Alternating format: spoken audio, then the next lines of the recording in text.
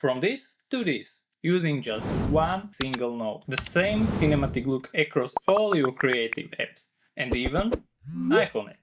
Ladies and gentlemen, let's see if Dehancer really dehance. I've been testing this plugin for a month, and today I'm sharing my honest experience. What works, what could be better, and at the end I will reveal you how to get shots so good you will need just one node to color them. I've put timestamp in the description, so if you're looking for something specific, go ahead and skip around. Some useful links are there too. So let's jump to the DaVinci. This footage was recorded on my Lumix S5 in Vlog profile. First we need to convert it to Rec 709. Dehancer makes this easy because it supports many favorite camera models. I can simply choose my camera and it's done.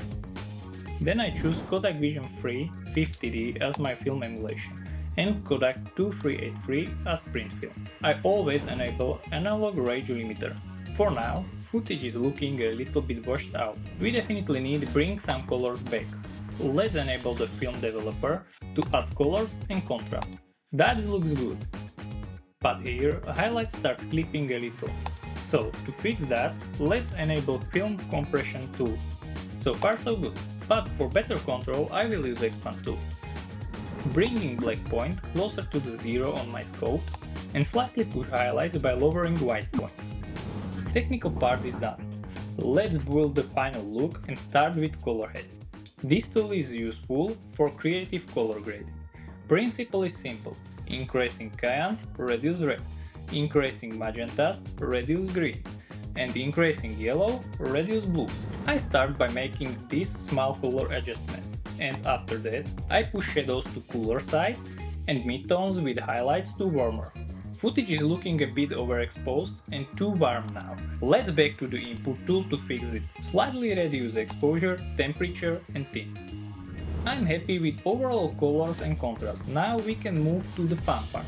One of my favorite things about Dehancer is grain. It has many presets, some coarse, some finer.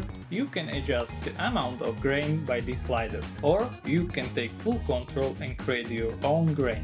Positive makes footage look softer, like footage from old vintage cameras, and negative sharper. I usually prefer negative. Bright scene like this doesn't need heavy grain, so I choose a subtle touch, applying it only in shadows.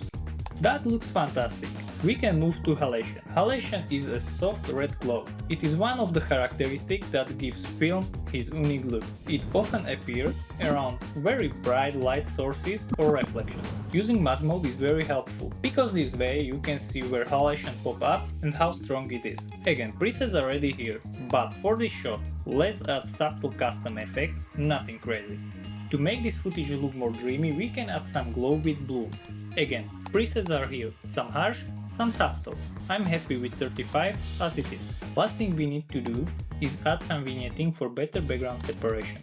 Enable mask mode, put shape where it should be, adjust the size, and turn the mask off. Now you can bring down exposure. And that's it. Here's before and after. Just one node and grading finish in 2 minutes.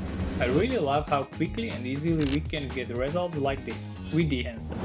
When it comes to photography, the interface is simple. On the left you can switch between your presets and film emulations, while on the right you will find the same powerful tools as in DaVinci. Features like histogram, clipping, zoom, before and after are here, and those presets made by the Dehancer team. They make editing incredibly easy, and many times I get fantastic look with just one click. App is available on iPhone or iPad. It's fun to use and make it easy to turn boring photos into something with character. Here you can see a few of my favorite presets: Fuji, Kodak, Rolei or black and white. You can build your own look, just like in the DaVinci or Lightroom, and with the exact same powerful tools. Best part is you can easily color grade your iPhone footage right in your phone. Anytime, anywhere. Just grab your phone and you're ready to go. Time for conclusion. Overall, Dehancer is a great tool and I really enjoy using it. Installation is simple, documentation and tutorials are clear and straight to the point. It supports most creative applications across all operating systems, including iPhone or iPad. It's amazing how fast color grading can be with Dehancer and how much you can achieve with just one node. Plus, with the lifetime license, you pay only once. Of course, nothing is perfect, and there is always space for improvement. For example, I would love to have my preset syncs automatically when logging into different apps. And it would also be great to see a more affordable bundle for those who want the license for multiple apps. In Lightroom, Dehancer works as an external editing application. One thing I really miss is the ability to use masking for local adjustments, as well as options to create multiple versions or virtual copies. As creators, we often take inspiration from our favorite films, and having space for reference images would make it much easier to recreate these iconic looks. Speaking of the iPhone app, there's just a single row of images when you're selecting a photo. Using a larger display area, something like a 35 negative archive, would make finding a right image much easier. And just like in Lightroom, local adjustments or overall amount slider are also missing there. And now back to the start. I promise you a big reveal. It's not about having the most expensive camera or the fancy looking gear. What really matters is lighting. If it's bad, no color grade will fix it. But if it's right, you will be surprised how quickly and easily you can achieve amazing results with just one node and Dehancer. If this helped, hit like, subscribe, and just grab your next skill in the next one.